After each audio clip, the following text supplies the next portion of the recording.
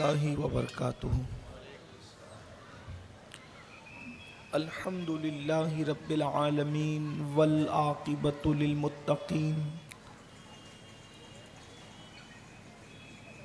इन्नल्लाह अश्तरा मिनल मुअमिनीना अनफुसहुम व अम्वालहुम बिअन्न लहुमुल जन्नह युक़ातिलूना फ़ी सबीलिल्लाहि फ़यक़्तुलूना व युक़्तलून। सदक़ल्लाहुल अज़ीम। सुभान अल्लाह, सुभान। क़ाला सय्यदुल कौनैन सल्लल्लाहु अलैहि व आलिहि वसल्लम हुसैन मिन्नी व अना मिनल हुसैन अहब्बल्लाहु मन अहब्ब हुसैना हुसैनो सिबतुम मिनल अस्बात औ कमा क़ाल अलैहि सलातु वस्सलाम। सदक़ल्लाह व सदक़ रसूलुल्लाहि सल्लल्लाहु तआला अलैहि व आलिहि व स्वहबिहि व अलैका या रसूल अल्लाह। इश्क व मोहब्बत में डूब कर और आवाज़ों को बुलंद कर लें। अस्सलातु वस्सलामु अलैका या नबी अल्लाह। सलातु वस्सलामु अलैका या नबी अल्लाह। सलातु वस्सलामु अलैका या हबीब अल्लाह। सलातु वस्सलामु अलैका या हबीब अल्लाह। व अला आलिका व अस्हाबिका या नूर अल्लाह। व अला आलिका व अस्हाबिका या नूर अल्लाह। सल्लल्लाहु तआला अलैका वसल्लम। सल्लल्लाहु तआला अलैका वसल्लम। सुबह तैबा में हुई बढ़ता है बाड़ा नूर सुभान का। अल्लाह। सदका सुभान लेने नूर का आया है तारा नूर का। मैं गदा तू बादशाह भर दे प्याला नूर का। नूर दिन दूना तेरा दे डाल सुभान सदका अल्लाह। नूर का। सुभान अल्लाह। आई बिदअत छाई जुल्मत रंग बदला नूर का। माह सुन्नत महर तलअत ले ले बदला नूर का। ये जो महरो माह पर इतलाक सुभान आता अल्लाह, नूर सुभान का। अल्लाह। भीख तेरे नाम की है इस्तिआरा नूर का। नूर बिनते नूर ज़ौजे नूर उम्मे नूर नूर। सुभान अल्लाह, नूर सुभान मुतलक की कनीज अल्लाह रे लमा नूर का। एक सीने तक मुशाबे एक वहाँ से पाँव तक। हुस्ने सिबतैन उनके जामों में है नीमा अल्लाह, नूर का। सुभान अल्लाह।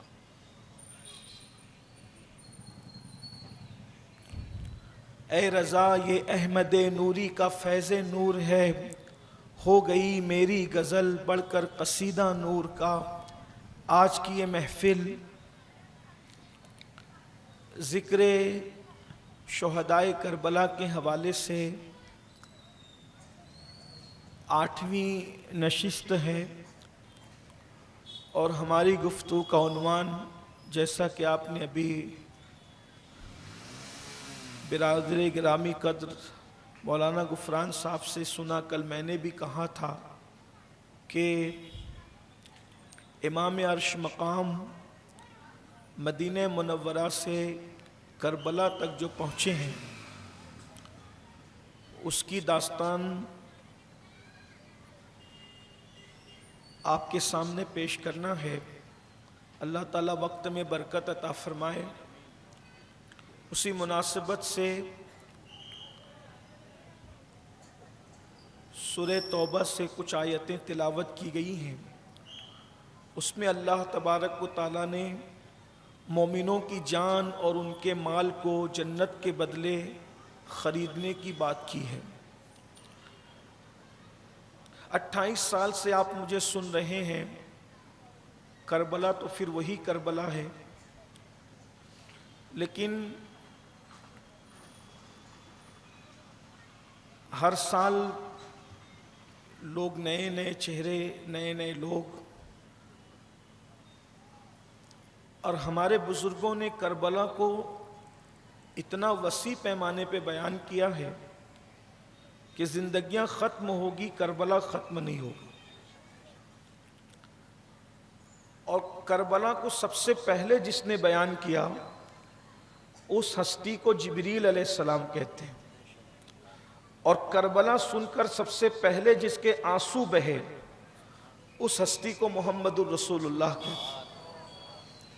फिर उसके बाद अल्लाह के रसूल अलैहिस्सलाम ने करबला बयान की और इतनी कसरत से हुजूर ने करबला बयान की कि हज़रत अब्दुल्ला इब्न अब्बास फरमाते हैं कि नबी के घर के बच्चे बच्चे को पता था کہ امام حسین میدان کربلا میں شہید ہوں گے۔ کربلا کا نام بھی اللہ کے رسول نے ہی کربلا رکھا ہے، ویسے تو اسے وادی طف کہتے ہیں یا اسے صحرائے نینوا کہتے ہیں، لیکن سب سے پہلے جس کی زبان سے کربلا نکلا وہ مصطفیٰ جان رحمت صلی اللہ علیہ وسلم کی ذات ہے۔ کبھی کبھی نوجوان چھوکروں کے ذہن و دماغ میں یہ بات آتی بھی ہوگی جب آپ پورے شہر سے جمع ہوتے ہیں کہ 28 سال سے وہی واقعات ہو رہے ہیں، وہی سنا جا رہا ہے۔ ایمان تو مضبوط ہوتا ہے اس کو سن کر، حوصلہ ملتا ہے، زندگی گزارنے کا شعور ملتا ہے، زندگی گزارنے کا سلیقہ ملتا ہے، لیکن یہ اتنی تفصیل سے کربلا، میں نے کہا کہ کربلا ہونے سے پہلے اتنی تفصیل سے کربلا رسول اللہ نے بیان فرمائی۔ میں ابھی آپ کے سامنے رکھوں گا، اللہ کے رسول صلی اللہ علیہ وآلہ وسلم کی بارگاہ میں ایک مرتبہ ان کی چچی اماں حضرت ام الفضل جو حضرت عباس کی بیوی ہیں، وہ صبح صبح آئی اور آنے کے بعد کہنے لگی اللہ خیر کرے حضور، میں نے ایسا خواب دیکھا کہ مجھے بہت وحشت ہو رہی ہے، ڈر لگ رہا ہے، پتہ نہیں کیا ہوگا۔ تو اللہ کے رسول صلی اللہ علیہ وآلہ وسلم نے فرمایا چچی اماں آپ خواب بیان کرو، کیا خواب دیکھا؟ وہ کہا میں نے دیکھا کہ آپ کے جسم سے گوشت کا لوتھڑا کاٹا گیا اور اس کو میری گود میں ڈال دیا گیا۔ تو حضور فرماتی ہے تو بڑا مبارک خواب ہے، بہت برکت والا خواب ہے۔ وہ کہا یہ کیا برکت والا، یہ کیسے مبارک خواب ہے؟ تو فرمایا کہ فاطمہ کے یہاں بیٹا پیدا ہوگا اور وہ سب سے پہلے تمہاری گود میں دیا جائے گا، تو جسم کو گوشت کے لوتھڑے سے جو نسبت ہوتی ہے یا گوشت کے لوتھڑے کو جسم سے جو نسبت ہوتی ہے اس بچے کو مجھ سے وہی نسبت ہوگی، یعنی وہ میرے جسم کا حصہ ہوگا۔ اور ایسے ہی ہوا، چند دنوں کے بعد سیدہ کے گھر میں امام حسین کی ولادت ہوئی اور سب سے پہلے یہ ام الفضل کی گود میں دیے گئے۔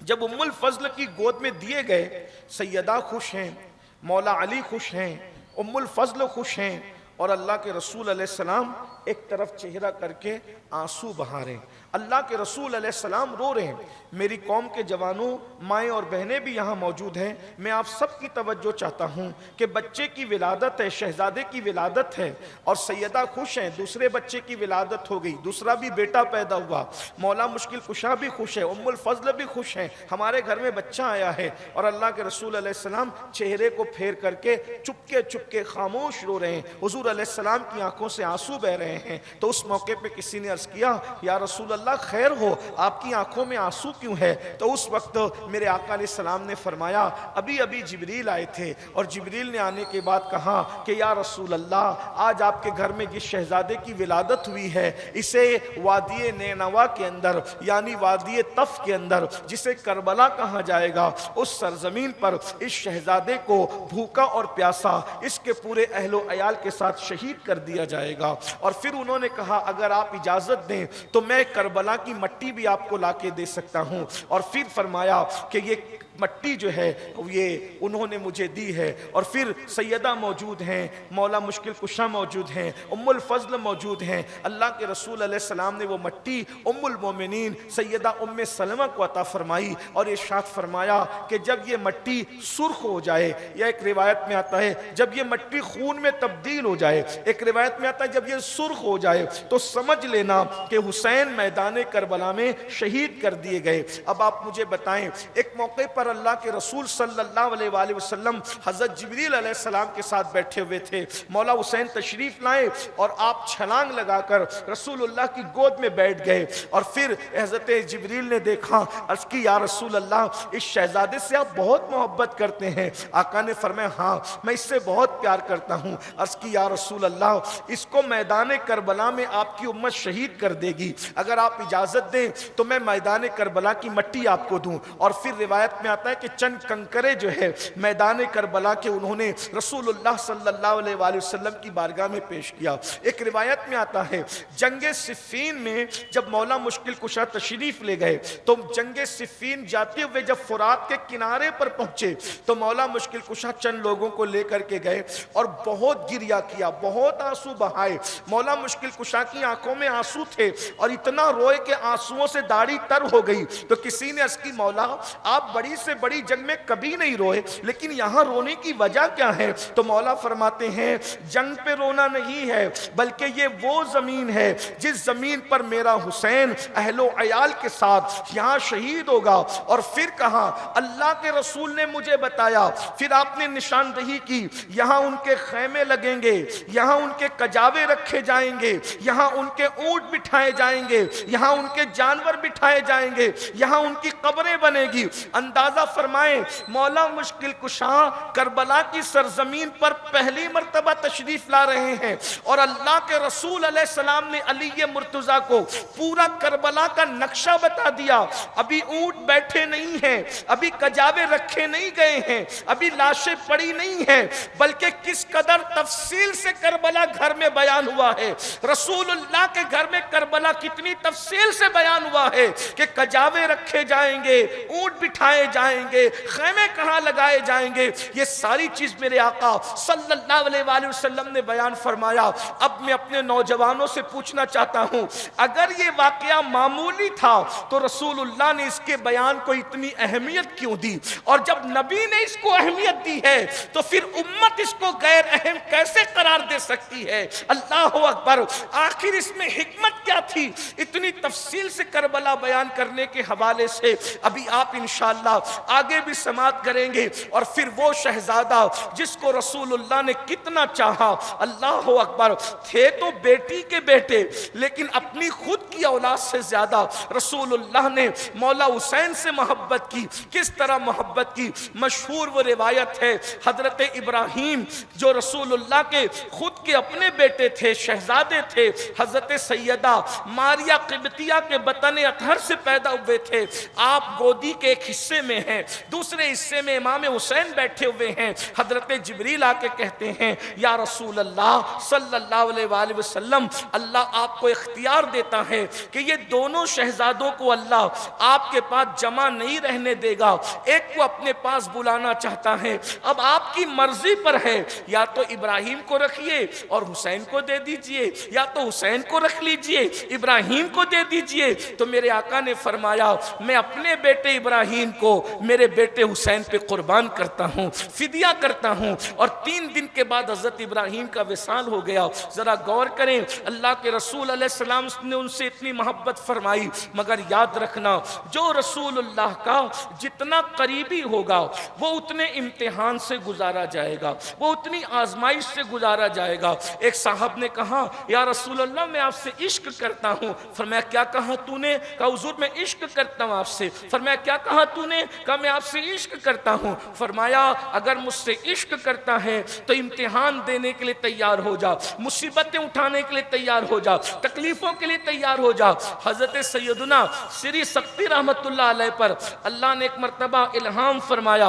الہام یہ فرمایا کہ جب میں نے کائنات کو پیدا کیا تو میں نے کائنات سے پوچھا کیا تم لوگ مجھ سے محبت کرتے ہو، مجھے دوست رکھتے ہو؟ تو پوری کائنات نے ایک آواز میں جواب دیا ہم تجھ سے محبت کرتے ہیں، ہم تجھ سے پیار کرتے ہیں، ہم تجھے دوست رکھتے ہیں۔ پھر اللہ رب العزت نے جب وہ دنیا کو پیدا کیا تو دنیا کو پیدا کیا تو 9 حصے دنیا کی طرف بھاگ گئے، اللہ کی محبت کی طرف ایک ہی حصہ رہا۔ پھر اس کے بعد اللہ نے آخرت کو پیدا کیا، اس ایک حصے میں سے 9 حصے ادھر بھاگ گئے اور ایک آخرت کی طرف بھاگ گئے اور ایک حصہ رہا۔ اس نے کہا نہ ہم دنیا کے جو ہے وہ محبت کرنے والے ہیں، نہ ہم دنیا کے قائل ہیں، نہ آخرت کے مائل ہیں، ہم تو تجھی سے پیار کرتے ہیں۔ پھر اللہ تعالیٰ نے بلاؤں کو پیدا کیا، مصیبتوں کو، امتحان کو، آزمائش کو پیدا کیا۔ جب آزمائش ہوئی تو اس میں سے بھی 9 حصے چھوڑ کر کے بھاگ گئے اور ایک حصہ بچا اور اس نے کہا اگر تو زمین اور آسمان کو مصیبت بنا کر ہمارے گلے میں بھی لٹکا دے تو ہم تیری خوشی کے لیے ہر مصیبت کو سہنے تیار ہیں، ہر بلا کو سہنے تیار تیار ہے، ہر تکلیف کو سہنے تیار ہے۔ تو اللہ نے ارشاد فرمایا اولئک اولیائی حقا، کہ یہ میرے سچے ولی ہیں، یہ میرے سچے دوست ہیں۔ اللہ اکبر۔ ایک مرتبہ حضرت ابو ذر غفاری رضی اللہ تعالیٰ عنہ سے کسی نے پوچھا ابو ذر یہ بتاؤ کہ آرام زیادہ اچھی چیز ہے یا بلا اچھی چیز ہے؟ انہوں نے کہا ہمیں نہ بلا سے کوئی لینا نہ آرام سے کوئی لینا، اللہ جو دے ہم وہ لیتے ہیں۔ امام حسن بادشاہ کے پاس یہ بات پہنچی تو کہا اللہ ابو ذر پہ رحم کرے، ہم تو نعمتوں سے زیادہ بلاؤں سے محبت کرتے ہیں، کیونکہ نعمتوں میں کہیں نہ کہیں نفس کی خوشی شامل ہے اور بلاؤں میں صرف یار کی خوشی ہوتی ہے، تو ہم صرف یار کی خوشی دیکھتے ہیں۔ تو یاد رکھیے یہ جو جتنے آل پیمبر ہیں، آل نبی ہیں یا اصحاب نبی ہیں یا اولاد نبی ہیں یا ازواج نبی ہیں، خود اللہ کے رسول صلی اللہ علیہ وآلہ وسلم جو ہیں اللہ اکبر فرماتے ہیں اللہ کی راہ میں جتنا مجھے ستایا گیا ہے اتنا کسی کو ستایا نہیں گیا۔ میرے بھائیوں اگر کوئی تکلیف آتی ہے، مشکل آتی ہے، بلا آتی ہے تو یہ نہ سمجھنا کہ اللہ ناراض ہے۔ اللہ رب العزت جس کو چاہتا ہے اسی کو آزمائش سے گزارتا ہے، اور جب آزمائش سے گزارتا ہے تو آزمائش جتنی بڑی ہوتی ہے مقام بھی اتنا بڑا عطا کیا جاتا ہے۔ تو جن حسنین کریمین کو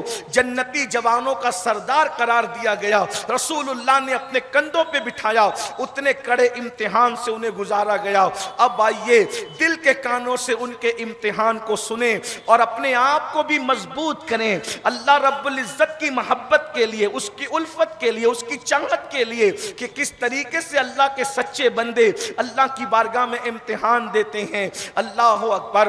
امام حسین کی تو تربیت ہی کی گئی تھی دین کو بچانے کے لیے۔ ہماری جماعت کے ایک بہت بڑے مفکر نے کہا ہے کہ اللہ رب العزت نے حضرت موسیٰ کو بھی نبی بنایا، حضرت نوح کو بھی نبی بنایا، حضرت عیسیٰ کو بھی نبی بنایا، حضرت ایوب اور داؤد کو بھی نبی بنایا، لیکن ان کا مذہب مٹ گیا اور ان کا مذہب آگے نہ چل سکا۔ ان کے مذہب میں گڑبڑی کر دی گئی، ملاوٹ کر دی گئی، اس مذہب کے اندر جو ہے وہ کاٹ اور بڑھوتی کر دی گئی۔ لیکن مصطفیٰ جان رحمت جو دین لے کر آئے اس میں 1400 سال گزر چکے، آج تک نہ کوئی کمی کر سکا نہ زیادتی کر سکا۔ اس کی وجہ کیا ہے؟ تو فرماتے ہیں حضرت موسیٰ کی اولاد میں کوئی حسین پیدا نہیں ہوا، حضرت عیسیٰ کی نسل میں کوئی حسین پیدا نہیں ہوا، اور مصطفیٰ جان رحمت کی اولاد میں اللہ نے حسین ابن علی کو پیدا فرمایا، جنہوں نے اتنی بڑی قربانی دے کر اللہ کا دین بچایا۔ کس طریقے سے بچایا؟ سیدنا مصطفیٰ جان رحمت صلی اللہ علیہ وآلہ وسلم کے پردہ فرمانے کے بعد بالاتفاق سیدنا صدیق اکبر خلیفہ اول بنے۔ یہ بات میں بہت لمبی نہ کر سکوں گا، میں نے صدیق اکبر کی سوانح بیان کرتے ہوئے اس کو بہت تفصیل سے کہا ہے۔ صرف ایک منٹ میں آگے بڑھنا چاہوں گا تاکہ کربلا سے آپ کی کڑیاں جڑ جائے۔ رسول اللہ کے پردہ فرمانے کے بعد پوری امت کے اتفاق سے صدیق اکبر خلیفہ ہوئے، کسی نے اختلاف نہیں کیا، سب لوگ صدیق اکبر کے ہاتھ پہ بیعت کرتے ہیں اور انہیں مومنوں کا خلیفہ مانتے ہیں۔ حضرت مولا مشکل کشا نے بھی بیعت کی، سب نے بیعت کی۔ پھر ان کے بعد فاروق اعظم کے ہاتھ پر بھی سب نے بیعت کی، ان کے بعد حضرت عثمان ذو النورین کے ہاتھ پر بھی سب نے بیعت کی۔ یہ سب خلیفہ خلفاء ہیں اور یہ راشدین اور مرشدین اور مہدیین ہیں۔ ان کے بارے میں خوش عقیدہ مسلمانوں کا کوئی اختلاف ہی نہیں ہے۔ بیعت رضوان والے ہیں یہ وہ ہیں جن کو اللہ نے رضی اللہ عنہم ورضوا عنہ فرمایا، یہ وہ ہیں جن کے لیے اللہ پاک قرآن میں ارشاد کر فرماتا ہے، اس کی تشریح نہیں کروں گا، اصول برکت کے لیے چند آیتیں سن لے جو ان بزرگوں کے بارے میں قرآن کہتا ہے۔ لا تجد قوما یؤمنون باللہ والیوم الآخر یعادون من حاد اللہ ورسولہ ولو كانوا آباءهم او ابناءهم او اخوانهم او عشیرتهم اولئک كتب في قلوبهم الایمان وأیدهم بروح منه ويدخلهم جنات تجری من تحتها الانہار خالدین فیہا रदी अल्लाहु अन्हुम व रदू अन उलाइका हिज़्बुल्लाह अला इन्ना हिज़्बल्लाहि हुमुल मुफ़्लिहून। अल्लाह ने इनके सहाबा के बारे में कहा। फिर अल्लाह पाक इरशाद फरमाता है सहाबा के बारे में, वक़ुलना वअदल्लाहुल हुस्ना, अल्लाह ने उन सब के साथ हुस्ना यानी जन्नत का वादा किया। फिर एक मकाम पर अल्लाह तबारक व तआला ने उनके बारे में इरशाद फरमाया कि ये वो लोग हैं वल्लज़ी जा बिस्सिद्क़ व सद्दक़ बिही उलाइका हुमुल मुत्तक़ून। अल्लाह ताला इरशाद फरमाता है कि ये वो लोग हैं कि जो उनके पास सच आया और इसने सच की तस्दीक की, और ये लोग जो है वो मुत्तकी लोग हैं। इनके बारे में अल्लाह ने फरमाया इन्ना अक्रमकुम इंदल्लाहि अत्क़ाकुम। इनके बारे में अल्लाह पाक ने इरशाद फरमाया कि रदी अल्लाहु अन्हुम व रदू अन, अल्लाह पाक इनसे राजी हो गया, अल्लाह और ये अल्लाह से राजी हो गए। अल्लाह ने इनके बारे में फरमाया वल आदियाति दबहन फल मोरियाति कदहा। अल्लाह पाक इरशाद फरमाता है फल मुगीराति सुबहा। अल्लाहु अकबर कि ये जो सहाबा रसूलुल्लाह के साथ जब जंग पे जाते थे तो इनके घोड़ों की टाप से जो गर्द उड़ती थी, अल्लाह ने उस गर्द गुबार की भी कसम को कुरान में याद फरमाया। यानी ये कोई मामूली लोग नहीं हैं। इन्होंने रसूलुल्लाह को ख्वाब में नहीं देखा, माथे की आंखों से देखा। हुजूर के साथ इन्होंने नमाजें पढ़ी, हुजूर अलैहिस्सलातु व तस्लीम ने इनके लिए दुआएं की। इनमें से वो है, किसी को हुजूर ने सिद्दीक कहा, किसी ने हुजूर को शहीद कहा, कि कुछ वो हैं जिनसे रसूलुल्लाह ने खुद हया फरमाकर ये फरमाया जिस उस्मान से फरिश्ते हया करते हैं उससे मैं क्यों ना हया करूं। अल्लाह अकबर। तो बहरहाल ये वो लोग हैं। फिर उस्मान गनी रदी अल्लाह ताला की दर्दनाक शहादत के बाद फिर मौला मुश्किल कुशा की खिलाफत हुई। मौला मुश्किल कुशा की शहादत के बाद फिर बिल इत्तेफाक इमाम हसन बादशाह को लोगों ने अपना खलीफा बनाया, क्योंकि मौला मुश्किल कुशा से लोगों ने कहा अगर आप इजाजत दें तो हम लोग हसन को खलीफा बना ले। कहा ना मैं मना करूंगा ना इसकी इजाजत दूंगा, अगर वो इसके अहल हैं तुम सब मुत्तफिक हो जाओ तो तुम खुद ही बैत कर लो। तो हसन बादशाह तो फिर हसन बादशाह थे, अल्लाह अकबर। लोगों ने उनके हाथ पर बिल इत्तेफाक बैत कर ली। लेकिन इमाम हसन की बैत पर यजीद को खटका ये था कि अगर इनका वजूद रहेगा तो मैं बादशाह नहीं बन सकूंगा, क्योंकि ठीक 6 महीने के बाद खिलाफत राशिदा की तकमील हो गई। क्योंकि अल्लाह के रसूल अलैहिस्सलाम की सही हदीस है कि मेरे बाद खिलाफत राशिदा 30 साल तक रहेगी। 29 साल 6 महीने हजरत मौला मुश्किल कुशा के वक्त तक हुए, 6 महीने हजरत मौला हसन के थे। इस तरीके से मदाइन की सरजमीन पर इमाम हसन बादशाह मौजूद थे, वहां उन्होंने जो है वो सुलह कर ली। और सुलह करने के बाद जो है अल्लाह अकबर फिर जो है हजरत अमीर मुआविया जो है वो मुसलमानों के बादशाह, पहले बादशाह बने खिलाफत राशिदा के बाद। यजीद को जो है वो ये खटका था कि इनके होते हुए मैं बादशाह नहीं बन सकूंगा मेरे अब्बा के बाद। तो उसने क्या किया, इमाम हसन को शहीद करने के लिए उसने कई जतन किए और कई मर्तबा जहर दिया। इमाम हसन का कातिल भी यजीद है, इसको आप अच्छी तरीके से याद रखना। ये बिल्कुल इसी तरीके से है कि तीर चल रहा था मदीने में और जो है वो कमान मौजूद थी दिमश्क के अंदर, तो वो कातिल इमाम हसन भी है। और फिर बिल आखिर ये हुआ कि इमाम हसन रदी अल्लाह ताला अन्हु को कई मर्तबा जहर दिया। वो जहर ने कभी असर किया, कभी नहीं किया, कभी उसका इलाज हुआ, कभी दुआएं कर ली गई। इस तरीके से रसूलुल्लाह की बारगाह में जा जा करके वो दुआएं करते थे, जहर बेअसर हो जाता था। एक दिन ऐसा हुआ हीरा पीस करके उनके मशकीज़े में डाल दिया गया और इमाम हसन मुज्तबा अला जद्दी अलैहिस्सलाम ने वो पानी पी लिया। तो 40 दिन तक के आपकी आंतें कट कट के उल्टी के जरिए निकलती रही और पाखाने के जरिए निकलती रही। और इस तरीके से इमाम हसन मुज्तबा ने 2 रिवायतें हैं, 28 सफरुल मुज़फ्फर या 5 रबीउल अव्वल को आपने जामे शहादत नोश फरमाया। इमाम हसन की शहादत के बाद फिर जो है उसका कलेजा ठंडा नहीं हुआ और यजीद अपने अब्बा के विसाल के बाद, उनके इंतकाल के बाद वो बादशाह बन बैठा। अब जब वो बादशाह बना तो इमाम हुसैन सरकार के बारे में उसको खटका ये था कि इनकी मौजूदगी में कोई मुझे बादशाह तस्लीम नहीं करेगा, क्योंकि यजीद जो पलीद था वो अपने जो है वो वालिद की सरपरस्ती में पलने के बजाय ये मुल्क के शाम के देहातों में पला यहूदियों के साथ। عیسائیوں کے ساتھ اس کے دوست و دار جتنے تھے یا تو یہودی تھے یا تو عیسائی تھے، اس کو کتوں سے بڑا پیار تھا، اس کو بندروں سے بڑا پیار تھا۔ اب اس کا ذکر میں کیا کروں، آپ کو بس اتنا عرض کروں کہ جتنی برائیاں ہو سکتی تھی اس کے اندر ساری برائیاں موجود تھی، اور اللہ کے رسول صلی اللہ علیہ وآلہ وسلم نے ارشاد فرمایا کہ لوگ اپنے بادشاہوں کے دین پر ہوتے ہیں، جیسا بادشاہ ہوگا ویسی لوگوں کی سوچ ہوگی، جیسا بادشاہ ہوگا ویسی لوگوں کی فکر ہوگی۔ تو اسلام میں جو اسلامی حکومت میں بادشاہ ہوتا ہے وہ بڑا عظیم کردار کا مالک ہوتا ہے۔ وقت ہوتا تو اس پہ گفتگو ہوتی کہ بادشاہوں کا کردار کیسا ہونا چاہیے، لیکن عادل بادشاہ کی بڑی فضیلت آئیے فرمایا، عادل بادشاہ قیامت کے دن عرش کے سائے میں رکھا جائے گا۔ یزید شراب پیتا ہے، زنا کرتا ہے، پھپھی کے ساتھ نکاح کو جائز سمجھتا تھا، خالہ کے ساتھ نکاح کو جائز سمجھتا تھا، سوتیلی بہنوں کے ساتھ نکاح کو جائز سمجھتا تھا۔ اس پلید کے جو اشعار تاریخ میں آئے، اس نے یہاں تک پلید نے کہا کہ اگر اسلام میں شراب حلال نہیں ہے تو عیسائی بن کر شراب پی لو۔ اس نے رسول اللہ کو بھی گالیاں دی، اس کے یہ اشعار اس کی طرف منسوب ہے کہ بنو ہاشم پر کوئی نبوت نہیں آئی، کوئی رسالت نہیں آئی، کوئی وحی نہیں آئی، انہوں نے پیسے جمع کرنے کے لیے، دولت اکٹھا کرنے کے لیے نبوت کا دعویٰ کیا۔ اس نے ام المومنین حضرت عائشہ صدیقہ کو اتنی گندی گالی دی کہ وہ میں جلسے میں بول نہیں سکتا۔ اگر آپ کو پڑھنا ہے تو شیخ محقق شیخ عبدالحق محدث دہلوی کے ان کی کتاب کو آپ پڑھیں، قاضی ثناء اللہ پانی پتی کی تفسیر مظہری کو آپ دیکھیں تو آپ کو پتا چلے گا اس کی گندگی کیا تھی۔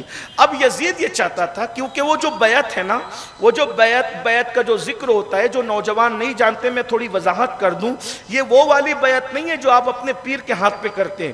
یہ بیعت ایسی ہے کہ اسلامی حکومت میں جو بندہ بادشاہ بنتا ہے تو لوگ اس کے ہاتھ پہ بیعت کرتے ہیں یہ کہہ کر کہ بھئی ہم تمہارا سپورٹ کریں گے، تمہارا ساتھ دیں گے، تمہاری اتباع کریں گے، تمہاری پیروی کریں گے، تمہارے پیچھے چلیں گے۔ اب ایک بندہ شرابی ہے، زانی ہے، سوتیلی ماں کو پاپ کی نظر سے دیکھ رہا ہے، خود کی سوتیلی ماں کے ساتھ اس کا رویہ اچھا نہیں ہے، وہ اب ام المومنین جس کی شان میں اللہ نے سورۃ النور کی آیتیں نازل فرمائی، 18 کم و بیش آیتیں، اس ام المومنین سیدہ عائشہ کو وہ گالیاں دے رہا ہے۔ اب وہ چاہتا ہے کہ امام حسین اس کے ہاتھ پہ بیعت کر لیں۔ امام حسین سرکار کو جب یہ خط ملا اس کا، بلکہ خط تو اس نے مدینے کے گورنر کو بھیجا تھا، اور آپ جانتے ہیں ولید ابن عقبہ کو بھیجا تھا، تو انہوں نے امام حسین سرکار کو اور حضرت سیدنا عبداللہ ابن زبیر کو، دونوں کو وہ بلایا۔ یہ دونوں اتفاق سے مسجد میں بیٹھے ہوئے تھے، بلا کر کے کہا کہ بلاؤ، تو حضرت عبداللہ ابن زبیر اور یہ دونوں نے ایک دوسرے کو دیکھا، تو عبداللہ ابن زبیر نے کہا ایسا لگتا ہے کہ شاید امیر کا انتقال ہو گیا ہے اور یزید بادشاہ بن گیا ہے۔ یہ وقت جو ہے وہ ولید کے لوگوں سے ملنے کا نہیں ہے، اگر اس نے ہمیں بلایا ہے تو بس یہی بات ہوگی یزید کی بیعت کی۔ عبداللہ ابن زبیر نے کہا میں تو نہیں جاؤں گا۔ امام حسین سرکار نے کہا میں جاتا ہوں، اور بالاختصار کے ساتھ یہ کہ جب آپ تشریف لے گئے تو وہی بات تھی، آپ کو بتایا گیا کہ انتقال ہو گیا ہے، اور اس کے بعد پھر آپ نے انا للہ پڑھی اور ان کے لیے مغفرت کی دعا کی، اور حضرت امیر معاویہ کے لیے مغفرت کی دعا کی، بخشش کی دعا کی، اور اس کے بعد پھر آپ نے فرمایا مدعا کیا ہے، تو اس نے کہا کہ آپ کو یزید کی بیعت کرنا۔ آپ نے فرمایا مجھ جیسا آدمی یزید کی بیعت چھپ چھپا کے کیسے کر سکتا ہے؟ اعلان کرو پورے مدینے میں، مدینہ منورہ میں اعلان کرو، سب کے سامنے بات ہوگی۔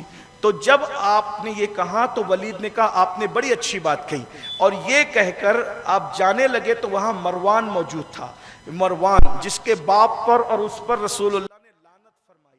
صحابہ کہتے تھے کہ لوگ باپ بچے پیدا کرتے ہیں، حکم نے اپنا باپ پیدا کیا ہے۔ مروان کا کردار الگ ہے، کبھی اس پہ گفتگو ہو سکتی ہے، بہرحال کتابیں چھپی ہوئی مروان کے کردار پر، بڑا بدبخت آدمی۔ حضرت عثمان غنی کے قتل میں اس کا ہاتھ ہے، اسی طریقے سے امام حسن کے قتل میں یزید کے ساتھ اس کا ہاتھ ہے۔ بڑا بدتمیز اور بڑا غلیظ اور پلید انسان ہے جسے دنیا مروان کہتی ہے، بڑا فسادی انسان، بانی فساد ہے وہ۔ تو بہرحال اس نے کہا ولید سے کہ ولید ان کو جانے نہ دو، اگر یہ گئے تو دوبارہ یہ تمہارے ہاتھ میں نہیں آئیں گے، یا ان کو پکڑ کر ان سے بیعت لو یا ان کو ابھی قتل کرو۔ امام حسین مولا علی کے بیٹے تھے، سیدہ کا دودھ پیا تھا، رسول اللہ کی گود میں پرورش پائی تھی۔ یاد رکھنا، صبر الگ چیز ہوتی ہے، اخلاق الگ چیز ہوتی ہے، اور جرأت الگ چیز ہوتی ہے۔ تو یہ جرأت جو ہے وہ اخلاق کا ہی حصہ ہے۔ با اخلاق جو ہوتے ہیں وہ جرأت والے بھی ہوتے ہیں، صبر والے بھی ہوتے ہیں، حلم والے بھی ہوتے ہیں۔ تو جہاں صبر وہاں صبر، جہاں جواب وہاں جواب۔ تو حضرت امام حسین پاک نے جب سنا کہ مروان کہہ رہا ہے ولید کو کہ یا تو پکڑ کے بیعت کر یا پھر ان کو قتل کر، آپ جاتے جاتے رکے اور پھر ادھر مخاطب ہو کے گئے کہ تیری ماں تجھ پہ روئے، تو مجھے قتل کرے گا یا یہ قتل کریں گے؟ خدا کی قسم تو نے بہت بدترین بات کہی ہے۔ اور پھر آپ نے جب یہ بات کہی تو ولید نے کہا آپ جائیں، آپ اس کی بات پہ توجہ نہ دیں۔ اور اس کے بعد پھر امام حسین سرکار نکلے۔ جب آپ نکلے تو آپ گھر آئے۔ گھر آنے کے بعد آپ نے سب سے پہلا کام یہ کیا کہ سارے اہل بیت کو جمع کیا، اور جمع کرنے کے بعد آپ نے فرمایا اب ہم مدینہ منورہ میں نہیں رہیں گے، اب ہم یہاں سے چلے جائیں گے۔ رسول اللہ نے مدینہ منورہ ہجرت کی، اور اب امام حسین کی ہجرت مدینہ منورہ سے ہو رہی ہے۔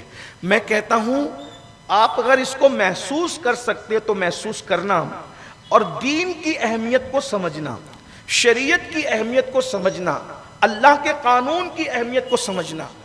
میرے نزدیک میں جو سوچتا ہوں، ہو سکتا ہے میری سوچ سے کوئی اتفاق نہ کرے یا کرے، لیکن میرے نزدیک امام علی اکبر کی شہادت جتنا بڑا حادثہ ہے، اس سے بڑا حادثہ امام حسین کے لیے مدینہ منورہ کو چھوڑنا ہے، کیونکہ اس کو عاشق محسوس کر سکتا ہے۔ ہم لوگ 5 دن 6 دن 8 دن کے لیے مدینہ منورہ جاتے ہیں، اور پھر جب لوٹتے ہیں تو کیفیت یہ ہوتی ہے کہ مر کے جیتے ہیں مدینے کو جو جاتے ہیں حسن، اور جی کے مرتے ہیں جو آتے ہیں مدینہ چھوڑ کر۔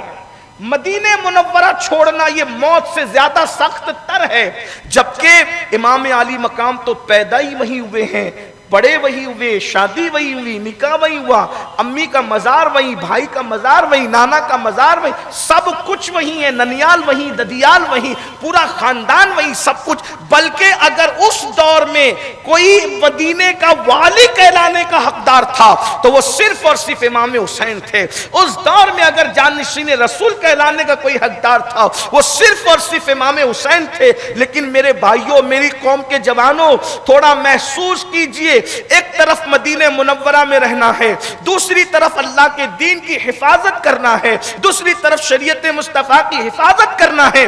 امام حسین نے فیصلہ کیا مدینہ منورہ تو چھوڑ سکتا ہوں مگر اللہ کے دین کو پامال ہوتا ہوا نہیں دیکھ سکتا۔ امام حسین کے نزدیک دین کی، شریعت کی، مذہب کی اہمیت یہ تھی۔ اب یہ جتنے حسینی بیٹھے ہوئے ہیں ہزاروں کی تعداد میں، دائیں بائیں آگے پیچھے جتنے مرد و عورتیں ہیں، میری سب سے گزارش ہے میری بہنوں، میرے بھائیوں، ذرا بتاؤ امام علی مقام جس دین کی حفاظت و صیانت کے لیے مدینہ منورہ چھوڑنے کا فیصلہ کرتے ہیں، آج وہ دین ہمارے گھر میں کتنا ہے؟ بتاؤ، ہمارے گھر میں دینی ماحول ہے، ہماری سوچ دینی سوچ ہے، ہماری فکر دینی فکر ہے؟ ذرا مجھے بتاؤ تو صحیح میرے نوجوانوں۔ اللہ اکبر، نشہ ہمارے سماج میں ہے، بدکاری ہمارے سماج میں ہے، سود ہمارے سماج میں ہے، شادی کے موقع پر بدعت اور خرافات ہمارے سماج میں ہیں۔ مجھے بتائیے تو صحیح، اگر مسلمانوں کی بیٹیاں چڈی پہن کر کے اسکول میں جائے گی تو پھر کیا ہوگا؟ یہی مسلمان ہے، ابھی محرم کی محفلیں دیکھ رہے ہیں، سن رہے ہیں، کہیں رو رہے ہیں، کہیں اظہار محبت کر رہے ہیں،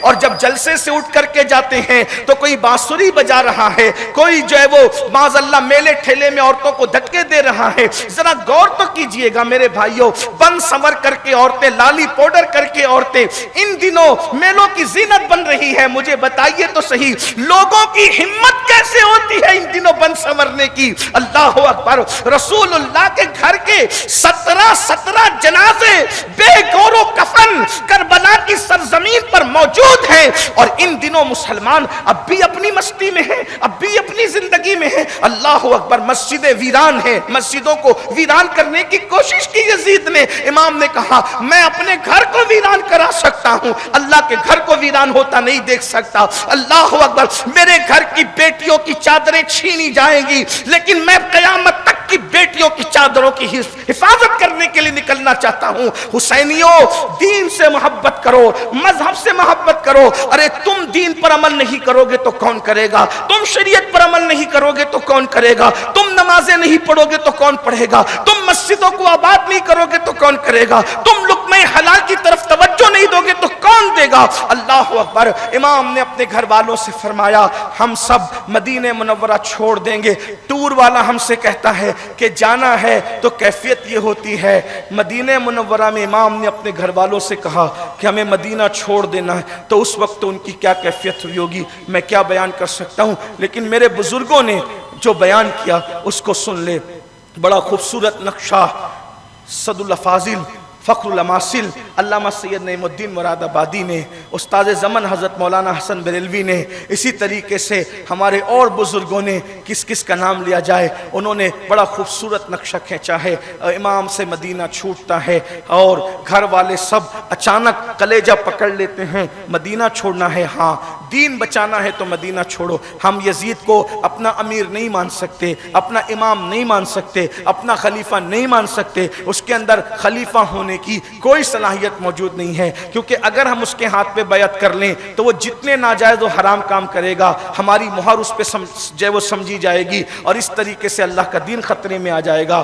امام نے جو ہے وہ جانے والوں کی مدینہ, ابھی کربلا جانے کا ارادہ ظاہر نہیں کیا, کوفہ جانے کا ارادہ ظاہر نہیں کیا, ابھی بس یہ تھا کہ ہمیں مدینہ شریف سے نکل جانا ہے. ایک فہرست ہے, اکبر ہوں گے, علی اصغر ہوں گے, رباب ہوگی, شہر بانو ہوگی, لیلہ ہوگی, زینب ہوگی, اون محمد ہوں گے, محمد اس طریقے سے حضرت عمر ابن علی ہوں گے, اسی طرح سے عثمان ابن علی ہوں گے, عبداللہ ابن علی ہوں گے, اون ابن علی ہوں گے, محمد ابن علی ہوں گے, عباس ابن علی ہوں گے, اسی طریقے سے بہت سارے نام ہیں. حضرت مسلم ابن عقیل ہوں گے اور محمد ابن عقیل ہوں گے, ابراہیم ابن عقیل ہوں گے. اس طریقے سے ایک طویل فہرست ہے میرے ذہن میں فی الحال جو نام آ رہے ہیں, اور مزید نام اگر لیتا جاؤں تو پھر اس کے لیے وقت بھی درکار ہے, مجھے بار بار ٹائم کا خیال بھی کرنا پڑتا ہے. اس لیے میں کبھی یہ سوچتا ہوں کہ اللہ کرے کوئی ایسا مجھے موقع ایک مرتبہ ایک سال مل جائے کہ وقت بھرپور رہے, تاکہ میں ایک ایک واقعے کو زندگی میں ایک مرتبہ ہی صحیح, پہلی اور آخری مرتبہ پوری کربلا کو میں تفصیل سے بیان کر دوں, لیکن اس کا موقع نہیں ہوتا, ٹائم کی بھی قلت ہوتی ہے اور ہم لوگ قانون توڑ کر کے کوئی کام کرنا نہیں چاہتے. اس لیے میں جلدی سے بات آگے بڑھاؤں. سب کے نام ہے, حضرت محمد بن حنفیہ کا نام اس میں نہیں ہے, اسی طریقے سے حضرت بی بی سیدہ سغرا بنت امام حسین ان کا نام نہیں ہے, اور اسی طرح سے حضرت ام کلثوم کا نام ہے, زینب کا نام ہے, امام علی مقام کی 4 بیویاں, چاروں کا نام ہے. ایک بات یہاں اور عرض کر دوں, امام کی 4 بیویاں تھی اور چاروں کے 4 جو ہے یا تو بادشاہ کے گھرانے کی تھی یا تو سرداروں کے گھرانے کی تھی, سب بڑے بڑے گھرانے کی بیویاں تھی. اللہ اکبر. یہ ایک الگ, یہ بھی عنوان ایک الگ سا ہے, لیکن یہ بات آپ کو کل میں یا پرسوں اس سے پردہ اٹھاؤں گا کہ میں نے یہ جملہ کیوں کہا, اس کو یاد رکھنا, میں اس سے آگے بڑھ کر کے گفتگو کروں گا انشاءاللہ. یہ بات آپ کو ذہن میں رہے, کیونکہ امام کی قربانیوں کے ساتھ ان کے گھر والوں کی قربانیوں کو بھی آپ کو ذہن میں رکھنا پڑے گا, اور کس قدر ان لوگوں نے مصیبتیں اٹھائیں, مشقتیں اٹھائیں, تکلیفیں اٹھائیں. امام نے فرمایا جلدی سے جو ہے وہ سامان تیار کرو, اور پھر جو گھر کے نوجوان تھے ان سے کہا سامان باندھو اور میں ابھی آتا ہوں. اور سیدہ شہربانو حضرت زینب نے پوچھا مولا کہاں جا رہے ہیں؟ فرمایا کہ میں آخری حاضری کے لیے نانا جان کی بارگاہ میں, امی جان کی بارگاہ میں اور بھیا کی بارگاہ میں جا رہا ہوں. اب ذرا سوچئے, رات کا اندھیرا ہے اور سارے گھر مدینہ منورہ والوں کے سب کے دروازے بند ہیں, بس اہل بیت کے دروازے کھلے ہوئے ہیں, سونے والے سو رہے ہیں, مصلوں پر رونے والے گریہ و زاری خوف خدا اور محبت رسول میں کر رہے ہیں. رات کا آخری پہر قریب ہے، ستارے جو ہے جھلملا رہے ہیں، 5ویں شعبان المعظم کی شب ہے، 4 شعبان گزر چکی ہے، 5ویں شعبان المعظم آنے والی ہے، 60 ہجری ہے، ہجرت کا جو ہے وہ 60واں سال ہے۔ اللہ کے رسول علیہ السلام کے وصال کو جو ہے وہ تقریباً جو ہے وہ 49 سال یعنی 49 ایئرس ہو چکے ہیں۔ ایسے عالم میں امام علی مقام پر آج وہ افتاد پڑی ہے کہ فرماتے ہیں کہ میں آخری حاضری کے لیے، اور یہ آخری حاضری سفر کی آخری نہیں بلکہ یہ زندگی کی آخری حاضری ہے۔ اللہ اکبر، کلیجے تھام کر اب سنیے، قدسیان فلک آسمان سے زمین کی طرف درودوں کی سوگات لے کر کے اتر رہے تھے، انوار الہی برس رہے تھے۔ یہ اندازہ نہیں ہو رہا تھا کہ نیچے سے انوار اوپر جا رہے ہیں یا اوپر سے انوار نیچے کی طرف آ رہے ہیں۔ اللہ اکبر، وہ مدینہ منورہ جہاں ہوائیں بھی ادب سے چلتی ہے، وہ مدینہ منورہ جہاں فرشتے بھی پروں کو سمیٹ کر آتے ہیں، وہ مدینہ منورہ جہاں جبریل بھی جو ہے وہ تمنائی ہے بے لقائے یار، ان کو چین آ جاتا اگر بار بار آتے نہ یوں۔ جبریل سدرہ چھوڑ کر امام علی مقام گھر سے باہر نکلتے ہیں۔ ایسے میں بیمار ننھی سی 10 سال کی شہزادی اپنے باپ کا دامن پکڑتی ہے اور دامن پکڑ کے کہتی ہے، بابا علی اصغر کو کپڑے بدلائے جا رہے ہیں، جھولا صحن میں لا کر کے رکھ دیا گیا ہے اور جانے والے مکمل تیاری کر رہے ہیں، لیکن کوئی سغرا کو کہتا کیوں نہیں کہ سغرا تمہیں بھی چلنا ہے۔ اللہ اکبر، باپ نے 10 سال کی بیٹی کے ہاتھ پہ شفقت والا، پدرانہ شفقت والا ہاتھ رکھا، بیٹی میرے لیے امتحان پیدا نہ کرو، آزمائش پیدا نہ کرو، میں نانا کی بارگاہ میں حاضری دے کر آتا ہوں۔ اور اس کے بعد امام علی مقام بہت بوجھل قدموں سے اپنے کاشان اقدس سے نکلتے ہیں اور نکلنے کے بعد سیدھا اپنے نانا کے در دولت کی طرف بڑھتے ہیں۔ اللہ اکبر، کیا ہوا ہوگا اور کیا ہو سکتا ہے، میں اس سے زیادہ کیا کہوں، اس لیے کہ نہ میری زبان اس کی متحمل ہے، نہ میرا وجود اس کا متحمل ہے، نہ میری ہمت کی بات کہنے کے لیے تیار ہے۔ صوفیاء نے، اولیاء نے جو منظر کشی کی ہے میں وہ تو نہیں کہہ سکتا، لیکن جو کتابوں میں آیا ہے اللہ اکبر اس کو بہت اختصار سے کہہ سکتا ہوں۔ بس اتنا بتاؤں، چشم تصور سے یہاں بیٹھے بیٹھے مدینہ منورہ کو تصور میں لاؤ اور سوچو، جب بوجھل قدموں سے حسین بادشاہ اپنے نانا کے در دولت کی طرف آخری حاضری کے لیے بڑے ہوں گے تو پیر کس قدر بھاری ہو رہے ہوں گے، اللہ اکبر کتنے وزنی ہو رہے ہوں گے، کس طریقے سے بڑھ رہے ہوں گے۔ اللہ اللہ، دل کہتا ہے حسین کاش کہ روح نکل جائے تاکہ بقیع میں ماں کے قدموں میں میں ہمیشہ کے لیے سپرد خاک ہو جاؤں، لیکن ذمہ داری کہتی نہیں حسین، تمہیں اپنی ذمہ داری کو پورا کرنا ہے، اسی دن کے لیے تمہیں پالا گیا تھا، جلدی کرو۔ امام اپنے نانا کے روضے پہ پہنچتے ہیں، تصور کی آنکھوں سے دیکھو، آپ خود بھی تصور کرو، روضہ رسول پہ پہنچے۔ ہم لوگ تو سنہری جالیوں کے پاس کھڑے ہوتے ہیں تو دل سینے کے اندر مچلنے لگتا ہے۔ اللہ اکبر، دل کہتا ہے پیش نظر وہ نو بہار، سجدے کو دل ہے بے قرار، روکیے سر کو روکیے، ہاں یہی امتحان ہے، کیا کہیں کیا نہ کہیں، زبان تھم جاتی ہے، اشک سب کچھ سناتے ہیں، لب واہ آنکھیں بند ہے، پھیلی ہے جھولیاں، کتنے مزے کی بھیک تیرے پاک در کی ہے۔ اللہ اکبر، لیکن وہ دور تھا، ابھی سنہری جالیوں کا تصور نہ تھا، ابھی دیواریں نہ بنی تھی، اس لیے کہ شہزادہ رسول سیدھا مزار رسول کے پاس پہنچے اور لپٹے۔ تصور کہتا ہے امام قد رسول اللہ کے مزار انور سے لپٹے اور لپٹنے کے بعد کہا، نانا جان جس دن کے لیے حسین کو پالا تھا وہ وقت آن پہنچا نانا، اور آج آپ کا بیٹا جسے قرآن نے ابنا انا کا ٹائٹل عطا کیا ہے، حضور آپ کو آخری سلام کرنے کے لیے آیا ہے۔ نانا جان اب میں مدینہ چھوڑ کر جا رہا ہوں، نانا جان آپ جانتے ہیں کہ میں مدینہ چھوڑنا نہیں چاہتا تھا، لیکن نانا جان اگر میں مدینہ نہ چھوڑوں گا تو دین پہ خطرات کے بادل منڈلائیں گے، اس لیے میں سب برداشت کر سکتا ہوں لیکن دین کو تنہا نہیں چھوڑ سکتا۔ نانا، او میرے نانا، میں آمد مدینہ چھوڑ کر جا رہا ہوں، لیکن میں اتنا جانتا ہوں کہ اب میں کبھی واپس نہیں آؤں گا نانا بس اتنی عرضی لے کر کے آیا ہوں نانا جان کہ جب میدان کربلا میں آپ کا یہ حسین بھوکا اور پیاسا ہو تو حسین ضمیر کا سودا نہ کر سکے نانا آپ مجھے کندھوں پہ بٹھاتے تھے، اس کی لاش نے کربلا کے خاک و خون میں تڑپنا ہے نانا، تو اس لیے میرے نانا اس وقت مجھے صبر کی دعا کریں۔ اللہ اکبر۔ صوفیوں نے فرمایا کہ جب امام علی مقام آخری سلام عرض کر رہے تھے تو حضور کے مزار انور پر اللہ اکبر ایک عجیب کیفیت طاری تھی۔ اللہ کہنے والوں نے کہا میں کیا کہہ سکوں، جیسے لگتا تھا کہ رسول اللہ کے مزار اقدس پہ لرزے کی کیفیت ہے۔ میں تو یہ سوچتا ہوں کہ عرش لرز رہا ہوگا۔ ایک نانا کا بیٹا جسے حضور اپنا بیٹا کہتے ہیں، اپنا بیٹا جس پہ قربان کیا ہے، جس کے لئے کہا حسین منی وانا من الحسین، حسین صبت من الاسباط، حسین صبت من الاسباط، حسین میرے بیٹوں میں ایک بیٹا ہے۔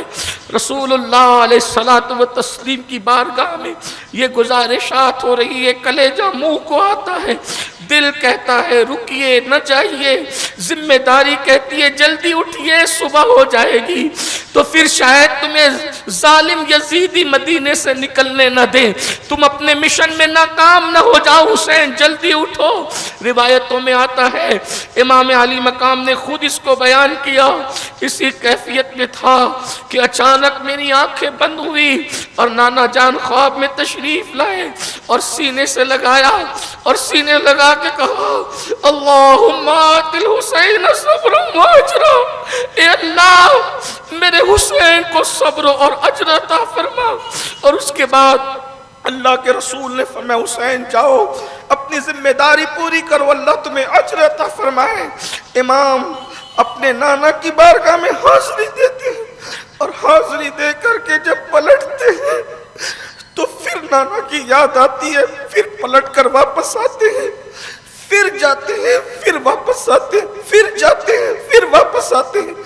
دل نہیں چاہتا کہ رسول اللہ کا دیار چھوڑ دے۔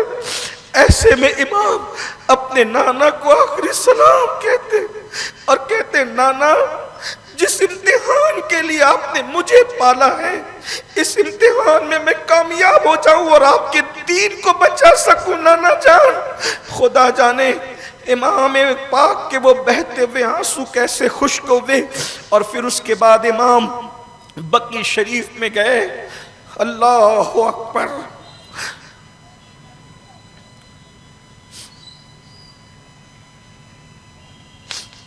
اپنی امی جان کی بارگاہ میں جس کے گھر میں جبریل اجازت کے بغیر نہیں آتا،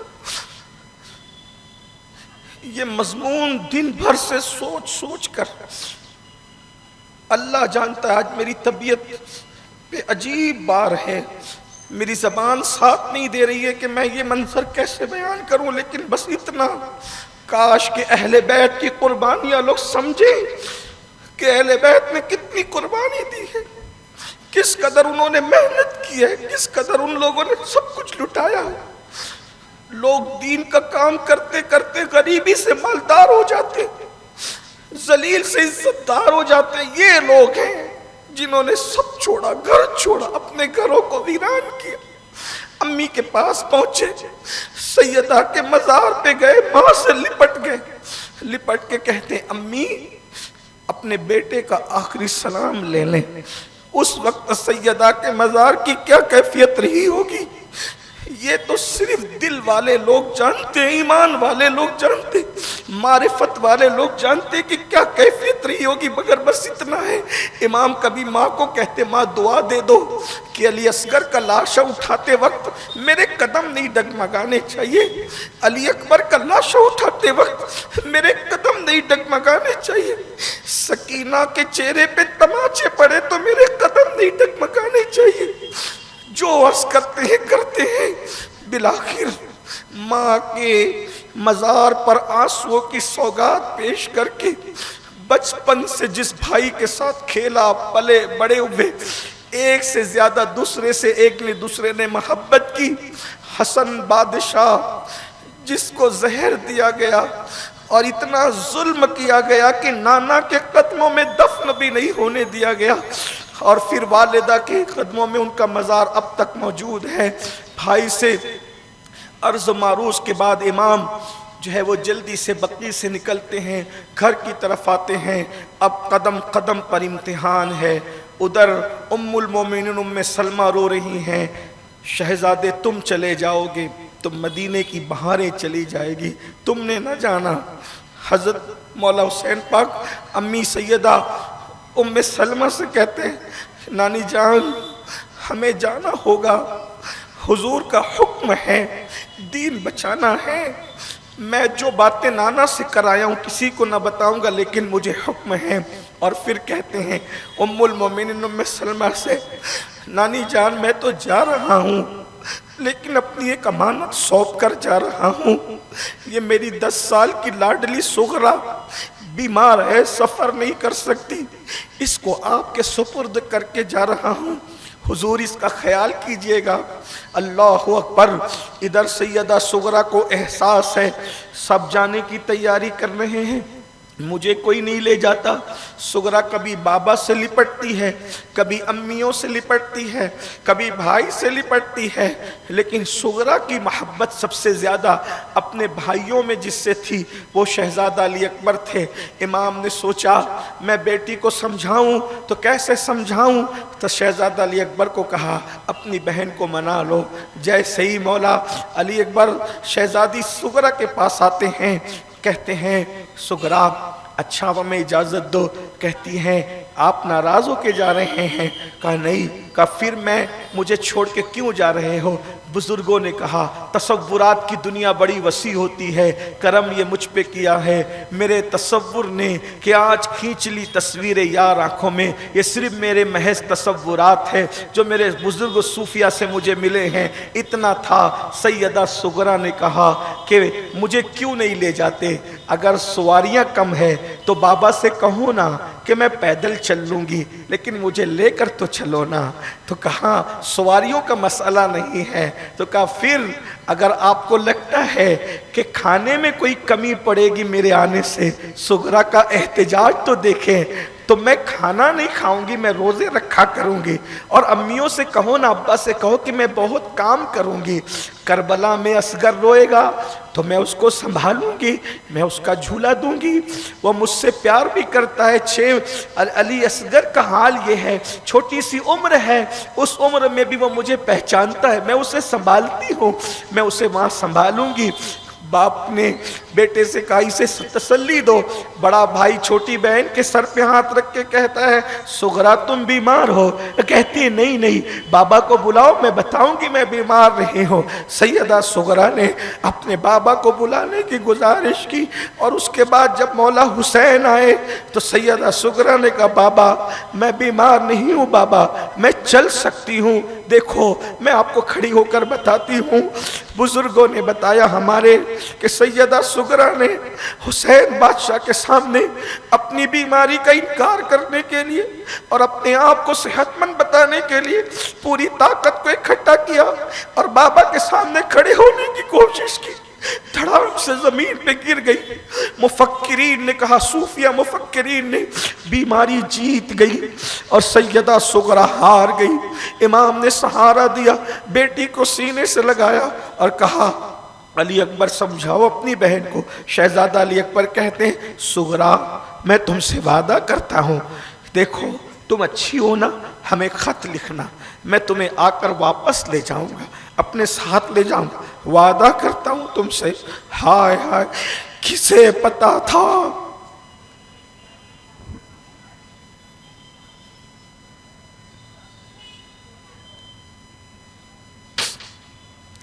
کہ وعدہ کرنے والا خود لوٹ کر اب کبھی مدینہ منورہ نہیں آ سکے۔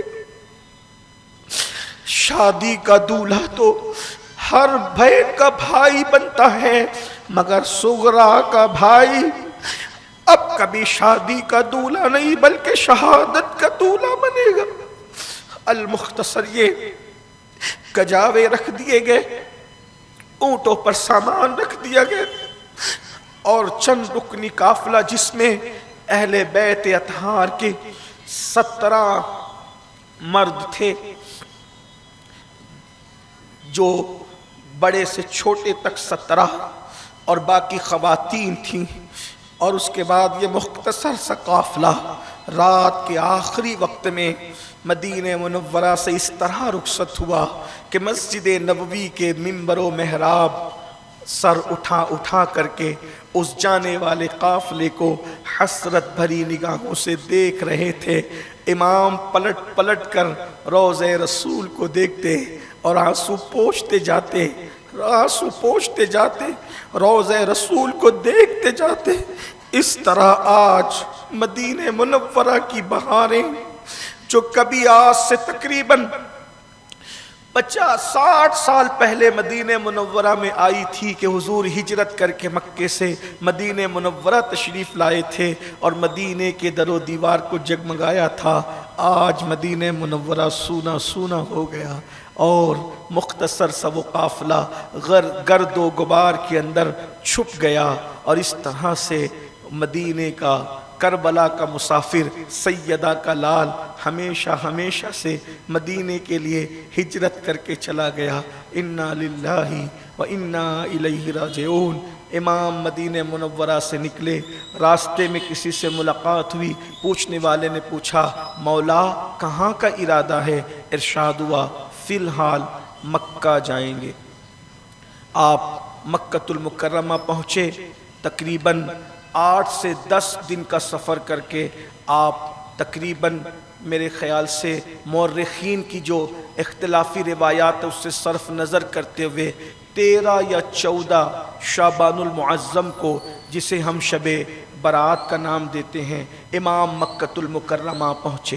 مکہ پہنچے، حضرت عبداللہ ابن زبیر پہنچ چکے تھے، حضرت عبداللہ ابن عباس وہیں تھے، اسی طریقے سے اکابر اصحاب جو اس زمانے کے تھے اب تو وہیں پہ موجود تھے، سب نے امام کا استقبال کیا۔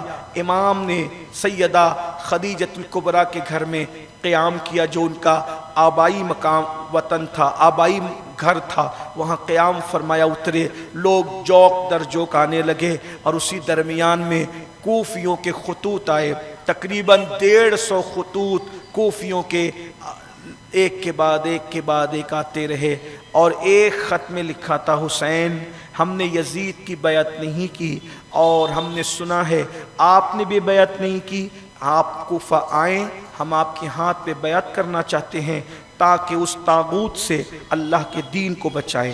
اور خطوط کے مضمون جدا جدا ہے، بالآخر یہ بات بھی سامنے آئی اگر آپ نہیں آئیں گے ہم مجبوراً یزید کے ہاتھ پہ بیعت کر لیں گے، اور جب قیامت میں اللہ پوچھے گا کہ اس طاغوت کے ہاتھ پر، فاسق و فاجر اس پلید کے ہاتھ پہ بیعت کیوں کی، تو ہم کہہ دیں گے تیرے محبوب کے نواسے کو، تیرے حبیب کے بیٹے کو ہم بلاتے تھے، انہیں اپنی جان پیاری تھی، انہیں اپنی اولاد پیاری تھی، وہ نہ آئے، اس وجہ سے ہم نے بیعت کر لی، آپ جو چاہیں رب کو جواب دیں۔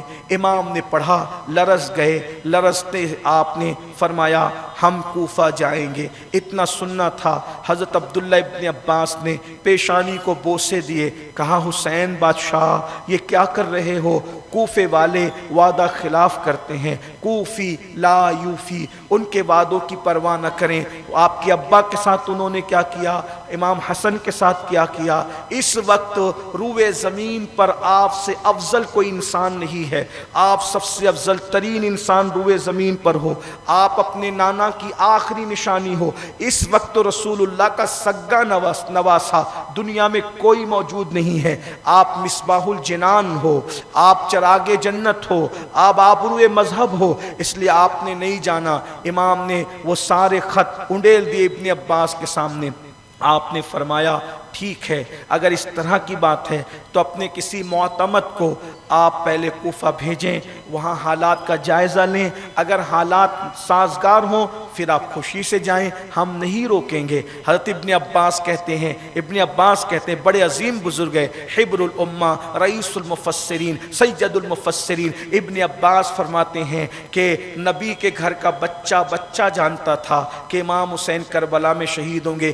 اتنا مشہور تھا یہ امام मामला इतना मशहूर था कि हर बच्चा जानता था कि हुसैन करबला में शहीद होंगे। मैं बार बार, मेरे जी को सब्र ना आता था, बार बार रोकता था, बार बार रोकता था। बिलाखिर मैंने मशवरा दिया किसी मोतमद को भेजें, तो उन सब लोगों में, पूरे ख़ानदान में हज़रत सैयदुना मुस्लिम इब्ने अकील इब्ने अबू तालिब थे। ये मुस्लिम बिन अकील कौन है? ये इमाम हुसैन के सगे चचा के बेटे हैं। और दूसरा रिश्ता ये है कि मौला अली ने जो 9 शादियां और की हैं, तो उनमें से आपके घर में एक बेटी थी, उस बेटी को यानी मौला अली ने अपनी बेटी हज़रत मुस्लिम बिन अकील के साथ भी आई थी। इस तरह से ये चचाजाद भाई भी थे और हज़रत मुस्लिम इब्ने अकील जो है वो इमाम हुसैन के बहनवई भी थे। इनकी एक फजीलत और भी सुन ले, चूँकि ये नबी के ख़ानदान के थे, तो नबी के ख़ानदान की अक्सर औलादें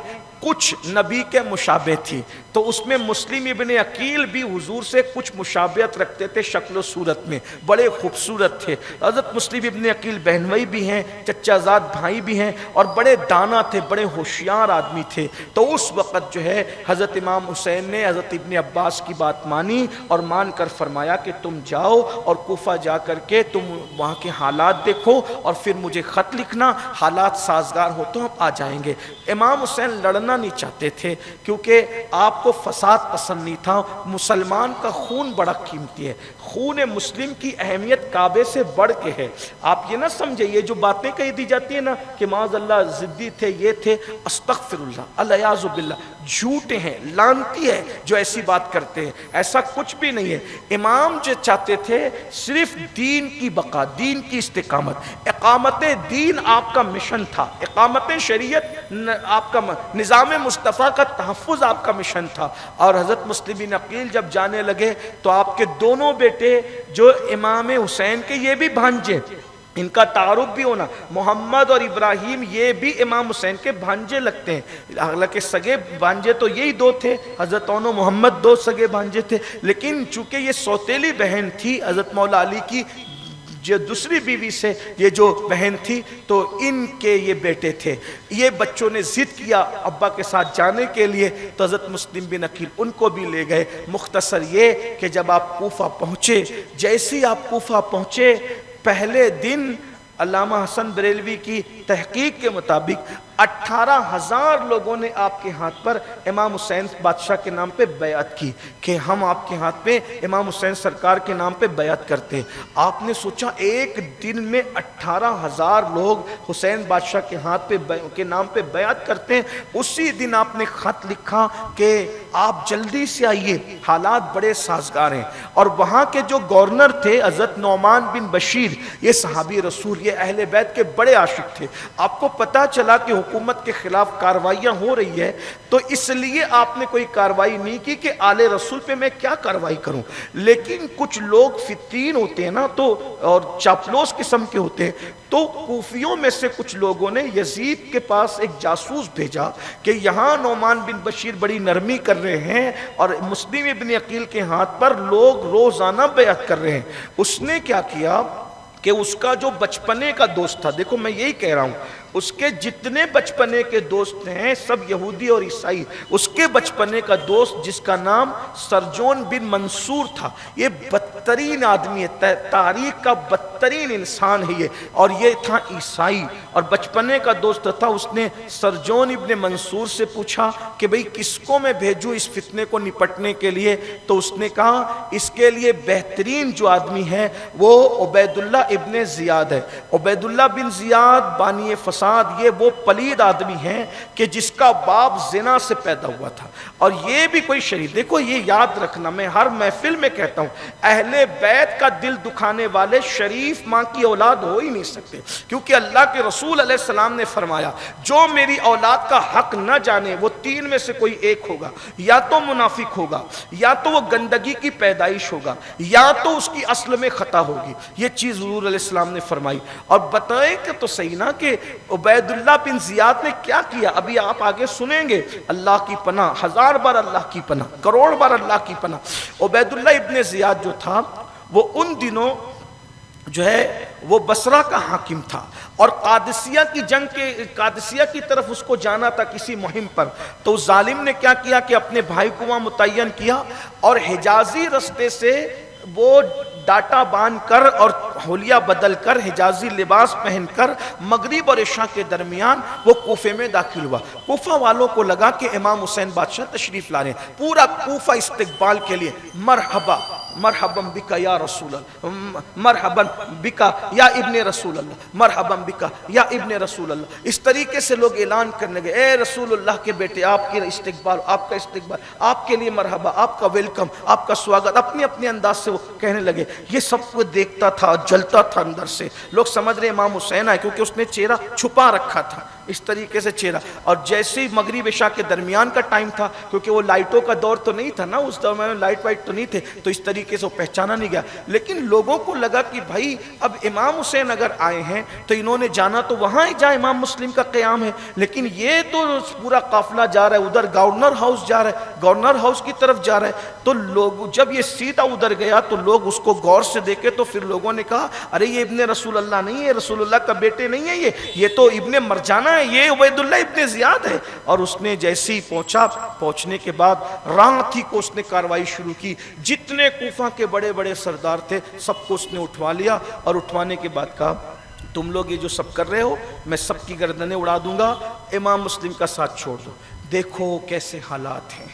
اللہ، اس نے جیسے ہی کہا پورا کوفہ امام مسلم کا ساتھ چھوڑ دیتے۔ حضرت جو ہے وہ ہانی ابن عروہ، ان کے گھر پر امام مسلم کا قیام تھا، امام ہانی کو اس نے بلایا، بہت مارا، اور اس نے کہا کہ مسلم کو میرے حوالے کر دو۔ حضرت ہانی نے کہا آل رسول کو میں تیرے حوالے نہیں کروں گا۔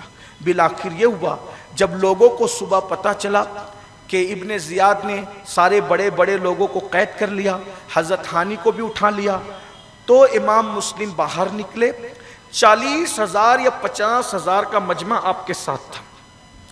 ابن زیاد نے دیکھا ابھی اگر آپ حملہ کر دیتے تو گورنر ہاؤس پر آپ کا قبضہ ہو جاتا، لیکن یہ وہ لوگ ہیں خاندان رسول کہ وہ چاہتے تھے کہ ہم جنگ شروع نہ کریں تاکہ خون کا سارا الزام انہی کے سر رہے۔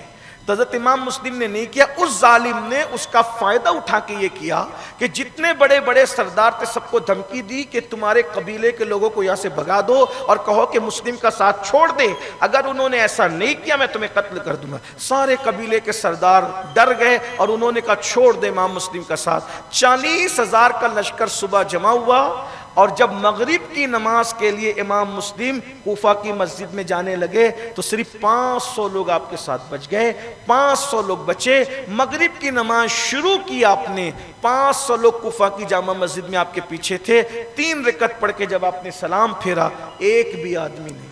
یہ کوفے والوں کی بدعہدی تھی، بے وفائی تھی۔ قیامت تک کوفہ والے اس بے وفائی کی وجہ سے کبھی عزت نہ پا سکیں گے۔ کوفہ والوں کی بدعہدی، بے وفائی قیامت تک مشہور رہے گی۔ اللہ اکبر۔ پھر کیا ہوا؟ امام مسلم، یہ دنیا ہے، موسم بدلنے ٹائم لگتا ہے، لوگوں کی فکر بدلنے ٹائم نہیں لگتا۔ میرے بھائیوں، میں اپنے جوانوں سے کہتا ہوں کن لوگوں کے درمیان تم دل لگائے ہوئے ہو؟ اگر دل لگانا ہے تو اللہ رسول سے لگاؤ، تیاریاں کرنا ہے تو اللہ رسول کی محبت کے لیے تیاری کرو۔ یہ پیسہ، یہ دولت، یہ بینک بیلنس، یہ سب کرو، سب کے درمیان رہو، لیکن دل میں صرف اللہ رسول کو رکھو۔ یہ بات یاد رکھیے۔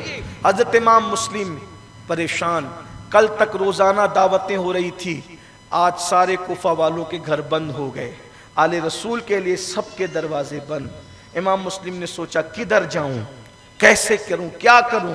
یہ صرف قصے کو مت سننا، اس سے سبق لو، اس سے سبق لو۔ ایک دن ہمیں بھی مرنا ہے، ایک دن ہمیں بھی دنیا سے جانا ہے، ہم سب میں لگے ہوئے ہیں۔ اللہ رسول سے ہمارا تعلق کیا ہے؟ اللہ رسول سے ہمارا رشتہ کیا ہے؟ امام مسلم سرکار مسجد سے نکلے، کیا کروں کیا کروں؟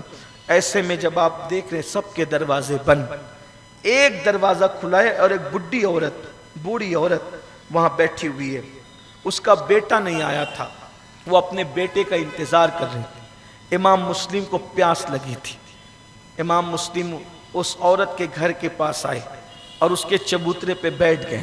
اس کا نام توعا بتایا گیا ہے.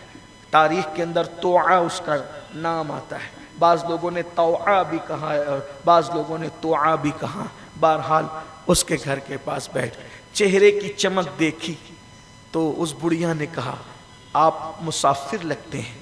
جی کیا چاہتے ہیں؟ مجھے پیاس لگی ہے, بہت دیر سے میں نے پانی نہیں پیا ہے, مجھے پانی پلا دو. بوڑھی اندر گئی, آل رسول کو پانی پلایا. پانی پی کر امام بیٹھے رہے. اس نے کہا اے مسافر, ایسے کسی کے آنگن میں بیٹھنا اچھی بات نہیں ہے. پانی پی لیے, اب اپنے گھر جاؤ. امام کی آنکھوں میں آنسو آ گئے. آپ نے فرمایا یہاں میرا کوئی گھر نہیں ہے, میں مسافر ہوں. کہا کون ہو تم؟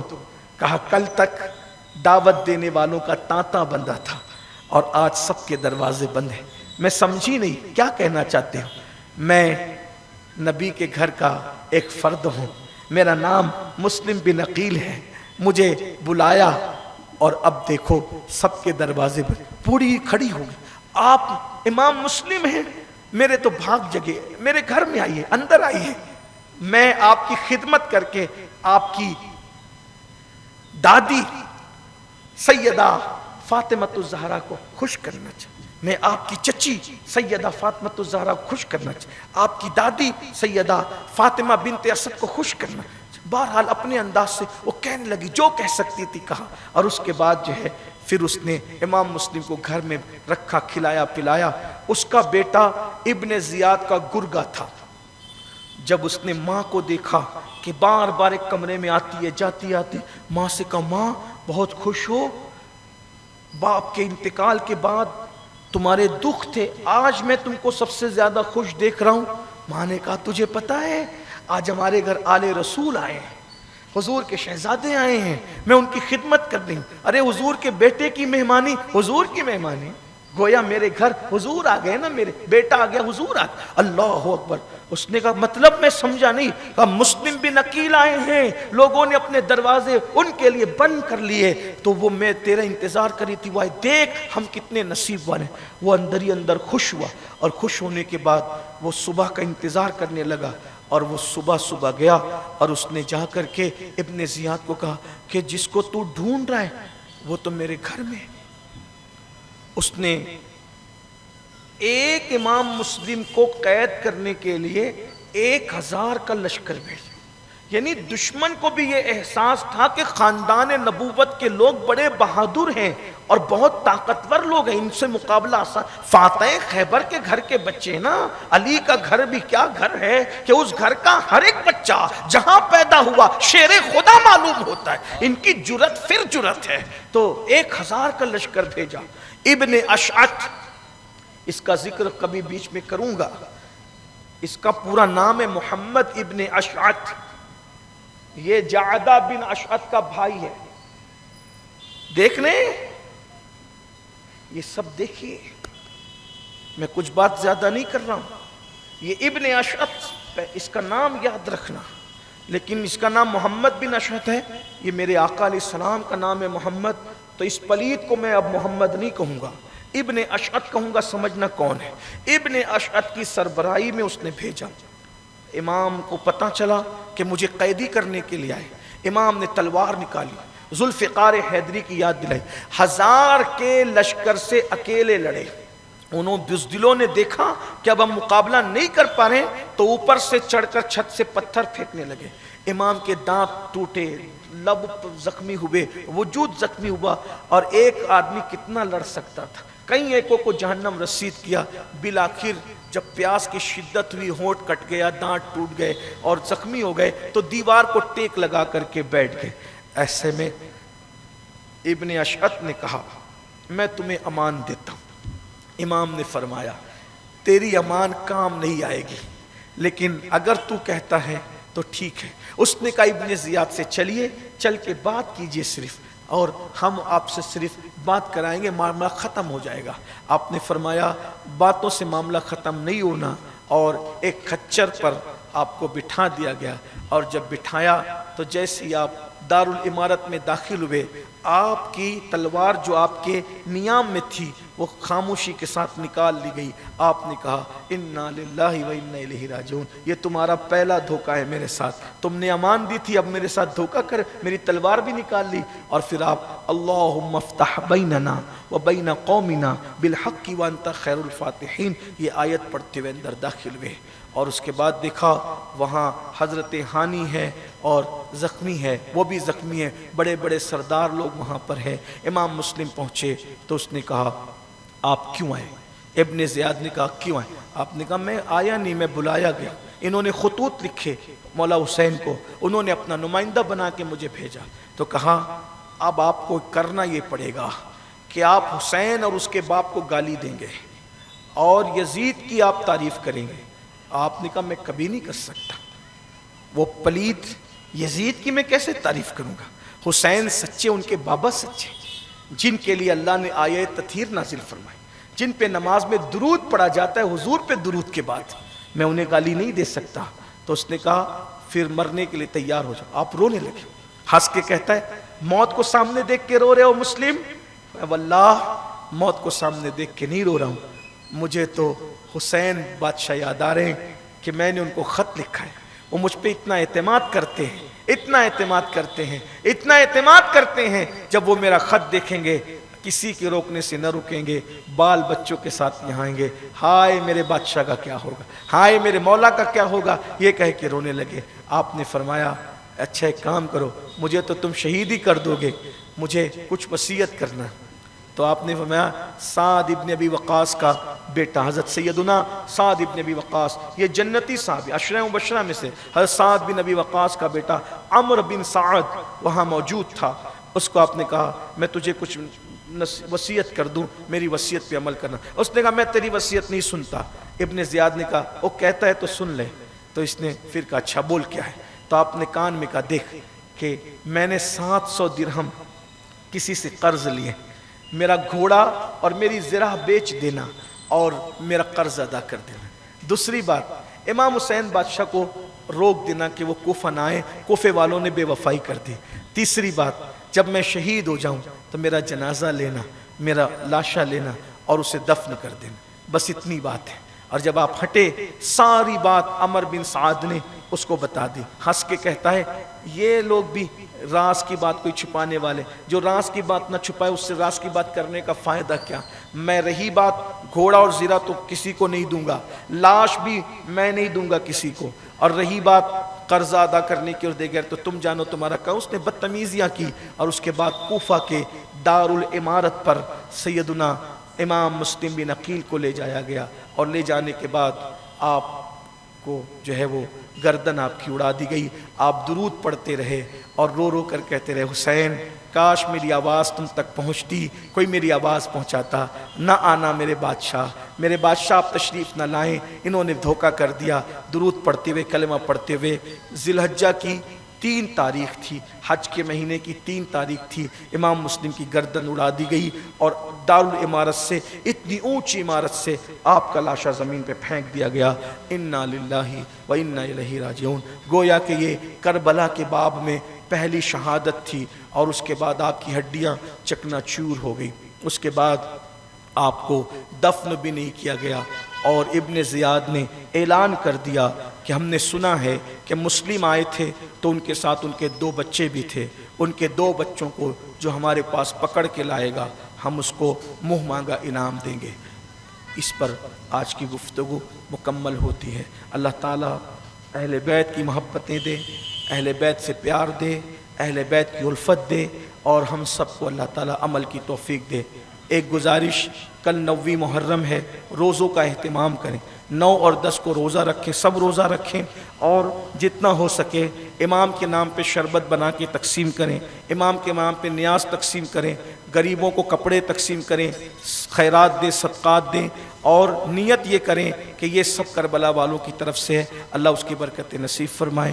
گفتگو کے درمیان کوئی غلطی ہو تو اللہ تعالیٰ معاف کرے. استغفر اللہ وما علینا الا البلاغ. السلام علیکم ورحمۃ اللہ وبرکاتہ.